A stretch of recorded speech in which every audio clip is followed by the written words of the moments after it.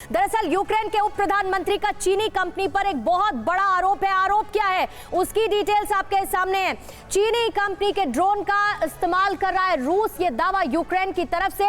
DJI का नाम का ये ड्रोन है, तैयार करने वाली कंपनियों में जिसमें शुमार होता है। DJI के ड्रोन की मदद से यूक्रेन के ठिकानों पर रूस कर रहा है हमला।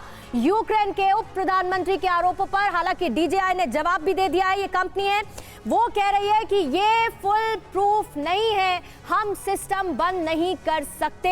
ये स्टेटमेंट DJI की तरफ से दिया गया है। साथ ही ये भी कि जो हमारे ड्रोन है वो मिलिट्री अभियानों के लिए नहीं है, यानी सीधे सीधे उन आरोपों को नकार दिया है। पिछले साल अमेरिका ने DJI को ब्लैकलिस्ट किया था, जिसके बाद अब DJI का नाम लेकर ये यूक्रेन की तरफ से बड़ा दावा। सर ये समझाइए DJI आखिर है क्या, और इसमें चीन का इन्वॉल्वमेंट क्या आपको लगता है एक्टिवली है अब? जी, इसमें कोई शक नहीं कि चीन के बिना रूस इतना जो कर पा रहा है वो कभी नहीं कर पाएगा।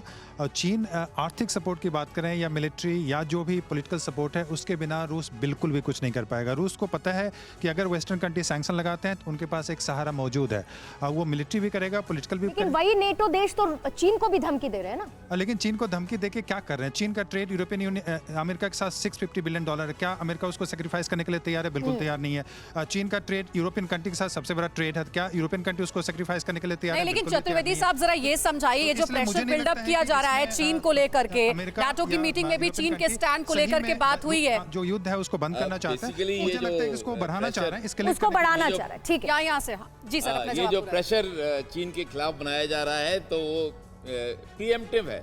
उनको किसी तरह से वो डायरेक्टली इन्वॉल्व ना हो जाए, यह उनको आगाह कर रहे हैं कि आप दूर रहिए। तो चीन पे ये प्रेशर काम करेगा क्या? अब ये चीजें रूस के खिलाफ बोलेगा? ये चीजें जो इस तरह की वो सब समझते हैं कि ये केवल धमकी रहेंगी, वार्निंग्स रहेंगी, इसके बियॉन्ड नहीं जाएंगे।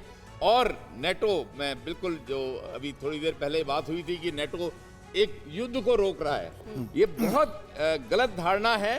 सर एक बड़ी खबर आ रही है, पहले वो बताते हैं। रूस की मदद पर चीन को नाटो की वार्निंग है। सर बड़ी खबर है कि रूस की मदद पर चीन की नाटो को वार्निंग है। रूस की आर्थिक और सैन्य मदद बंद करे चीन, नाटो का कहना है। नाटो मीटिंग में चीन के स्टैंड पर भी चर्चा हुई है। नाटो के कई देशों ने चीन से भी बात की है।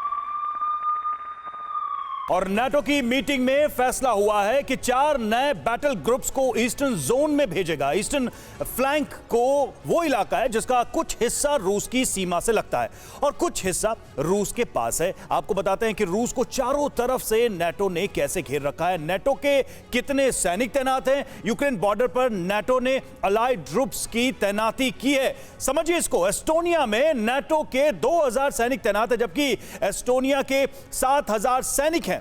और लातविया की बात करें, लातविया में 1700 अलाइड ट्रूप्स हैं, जबकि 7400 सैनिक लातविया में तैनात है। लिथुआनिया की बात करते हैं, वहां नाटो के 4000 सैनिक और 16800 सैनिक लिथुआनिया के तैनात हैं।